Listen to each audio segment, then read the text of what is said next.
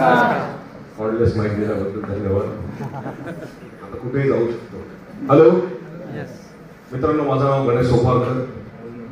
या इंडस्ट्रीमध्ये येऊन 18 वर्ष झाले. 18 वर्ष. आज जे पहिल्यांदाच आलेले नवीन आलेले त्यांच्यासाठी हा मेसेज जरुरी आहे.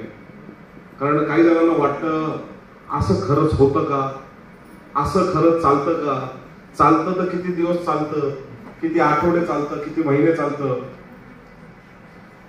ही कंपनी वर्षानुवर्षे चालू आहे.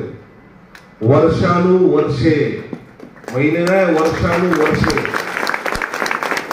आज मॅनेजमेंट 25 वर्षाचं आहे आणि 18 वर्ष स्वतः मला झालेली आहेत या मॅनेजमेंट सोबत. या मॅनेजमेंटनी चांगले वाईट सगळे अनुभव मागच्या 25 वर्षामध्ये घेतलेले आहेत. मित्रांनो,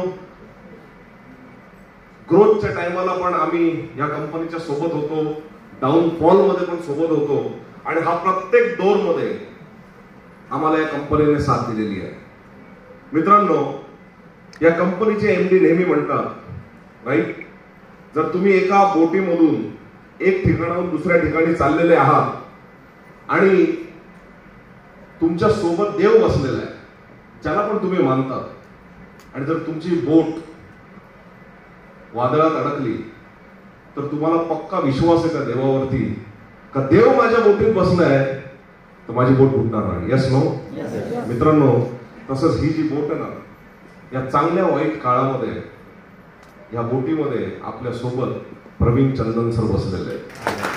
त्याच्यामुळे आपल्या करिअरला कुठलाही धोका नाही याची गॅरंटी. कारण 18 वर्ष झाली. आज तुम्हाला 2 उदाहरणं समोरासमोर पाहायला मिळणार आहे. एक गणेश सोपारकर आणि एक माझ्या नंतरची व्यक्तिमत्व diamond executive Digambar Sonawane sir. आम्ही दोघांनी पण हा बिझनेस अशा वयामध्ये सुरू केलाय जो एक करिअरला सुरुवात असते त्या टाइमला आम्ही हा बिझनेस सुरू केलेला आहे. मी 21व्या वर्षी हा बिझनेस सुरू केला. 21व्या वर्षी मी हा बिझनेस जेव्हा पहिल्यांदा बघितला तेव्हा एवढी लोक नव्हती. एक 25-50 लोकांमध्ये मी सुद्धा बसलो होतो, ज्याच्यामध्ये मी सगळ्यात लहान होतो आणि मी हा बिझनेस बघत होतो. हा बिझनेस बघत असताना मला काही गोष्टी आवडल्या. तत्पूर्वी सुरुवातीला बिझनेस डोक्यात नाही गेला. का? कारण कोणताही बिझनेस करायचा तर आपल्याला सगळ्यांना माहिती आहे बिझनेस करण्यासाठी इन्व्हेस्टमेंट लागते. Yes no? आणि इकडचे व्यक्ती ज्यांनी प्लॅन दाखवला त्यांनी तुम्हाला सांगितलं असेल 0 इन्व्हेस्टमेंट मध्ये हा बिझनेस सुरू होतो. हीच गोष्ट डोक्यामध्ये जात नव्हती.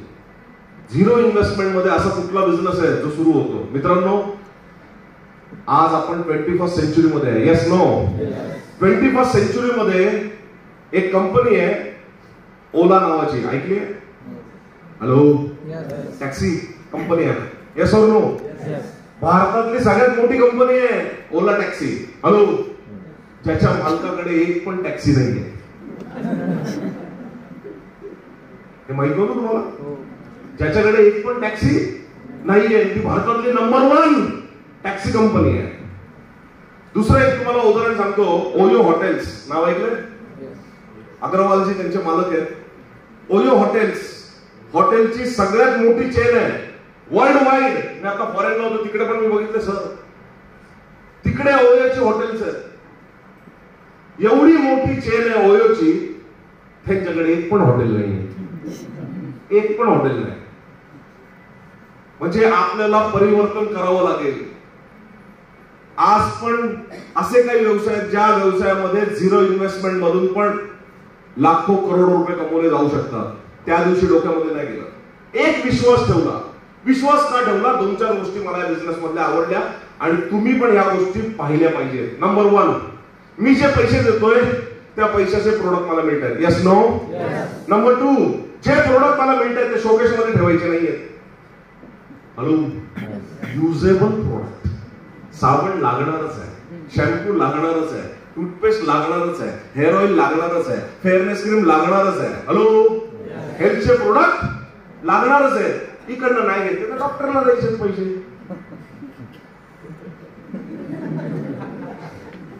इकडे वाचवले का डॉक्टरला 100%. आता डॉक्टरला द्यायचे का बॉडीवर खर्च करायचं तुम्ही ठरवा. हॅलो? सो नंबर 2 पॉइंट, असे प्रोडक्ट मिळतात जे आपल्याला रोज लागणार आहे.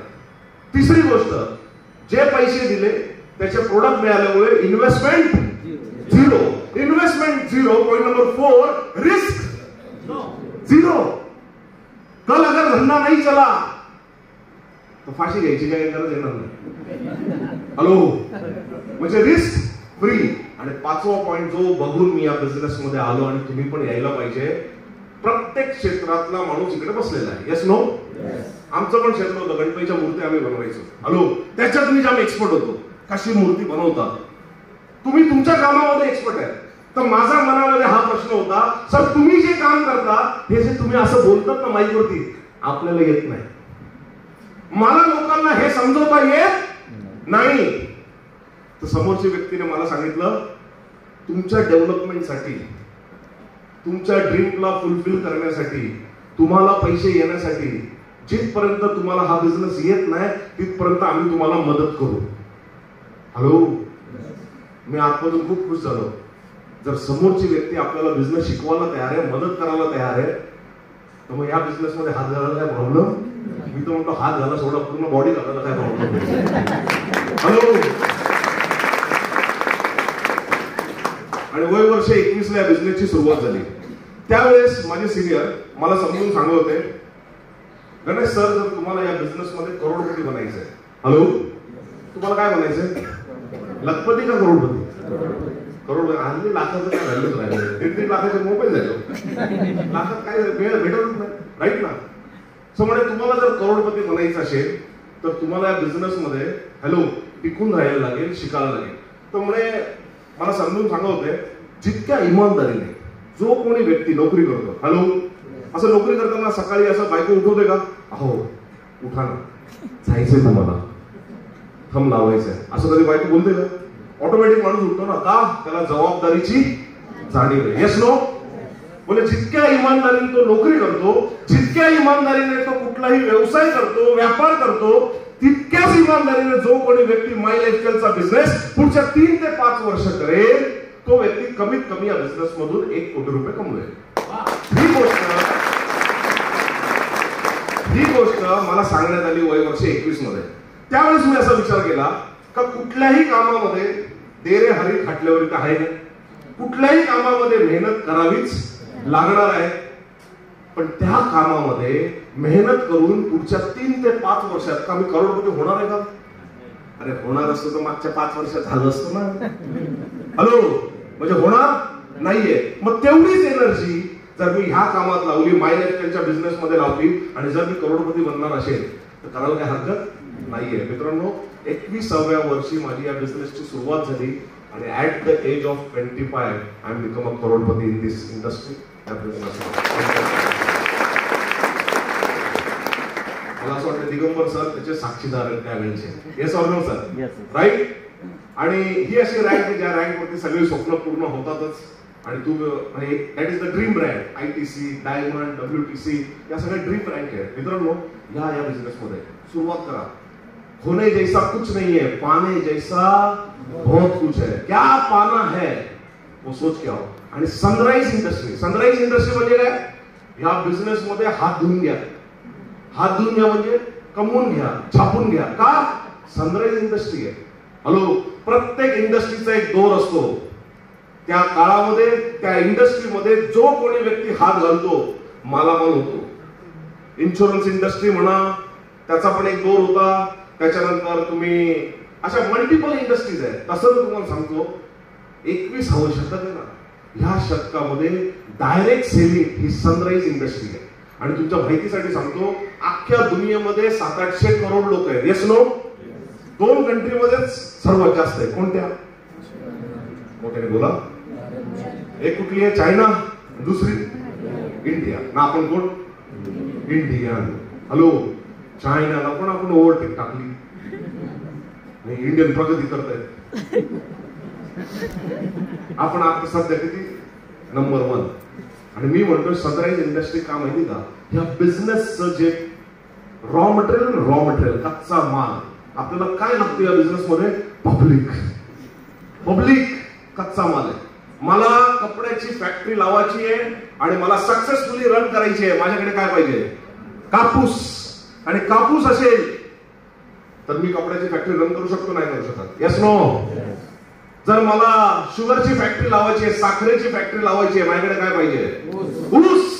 ऊस मोठ्या प्रमाणामध्ये आहे, तर 100% मी शुगर फॅक्टरी रन करू शकतो, नाही करू शकत? माय लाईफस्टाईलची फॅक्टरी जर रन करायची आहे, याचं रॉ मटेरियल आहे पब्लिक. आणि आपण भारतासारख्या देशामध्ये राहतो जिकडे बघावं तिकडे पब्लिकच पब्लिक आहे. एक छोटस उदाहरण तुम्हाला सांगतो. एक रिक्षावाला बघा, रिक्षावाला जे आता कार आपण चालतो, रिक्षावाले कसे असे, सॉरी ना कोणी रिक्षावाले असते, हॅलो आम्हाला टेन्शन आहे, आपण कधी पण कुठे पण फिरू शकतो, हॅलो. पण त्याचं कारण काय? तो काय शोधत असतो? बोला ना, काय शोधत असतो? पॅसेंजर. ऍक्च्युली त्याला पॅसेंजर नाही दिसत. हॅलो सोनवणे साहेब, त्याला पॅसेंजर नाही दिसत. तो पॅसेंजर मध्ये ना 10 आणि 20 रुपयाची नोट बघत असतो. हॅलो, त्याला ते चालता फिरते काय होतं, नोटा दिसत असतात त्याची रिक्षा.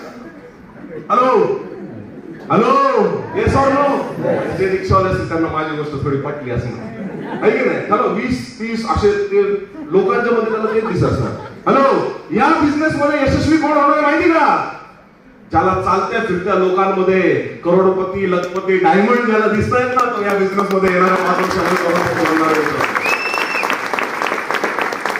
मित्रांनो, मी खूप खूप धन्यवाद बोलतो ज्या व्यक्तीने मला भले जबरदस्ती या बिझनेस मध्ये आणलं. तसं सहजा सांगून कोणी येत नाही, धक्का मारूनच येतो.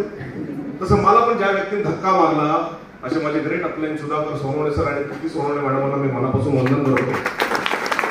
त्यांना थँक्यू बोलू इच्छितो आज तुमच्या समोर. बरं झालं त्यांनी मला त्या दिवशी धक्का मारला. नसता मारला तर मी पहिले कल्याणला राहायचो. कल्याण ते विटी कुठेतरी मी वेस्टर्नला कुठेतरी जॉब केला असता, 15-20 हजार रुपयाची नोकरी मिळाली असती. धक्का मारला चांगल्यासाठी का वाईटासाठी? तुम्हाला पण ज्या व्यक्तीने आणलंय,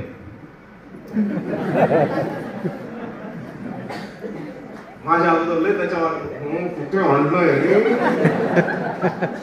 काय बोर करून राहिलं, आज किंमत नाही कळणार. येणाऱ्या 2-4 वर्षानंतर जेव्हा त्याच्यामुळे तुमच्या अकाउंट मध्ये पैसे येतील ना, तर देवानंतर कोणाचं नाव घेणार, तर त्याच व्यक्तीचं तुम्ही नाव घेणार. आणि थँक्यू बोलू इच्छितो त्या व्यक्तीला ज्या व्यक्तीने मला घडवलं, टिकवलं आणि ह्या लेवल पर्यंत फास्टेस्ट करोडपती बनवून आणलं. असे माझ्या आयुष्याचे शिल्पकार, माझे role model mister Sunil Sangvekar सरांना पण मी मनापासून वंदन करतो.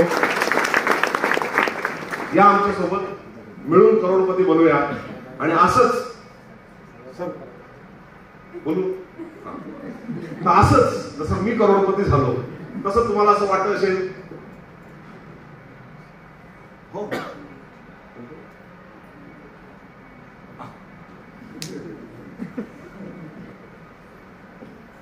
जसं आम्ही आता मी इकडे यशस्वी म्हणून आज तुम्ही मला ऐकताय, तुम्हाला असं वाटलं असेल काय म्हणजे तुझे स्टार खूप चांगले असणार.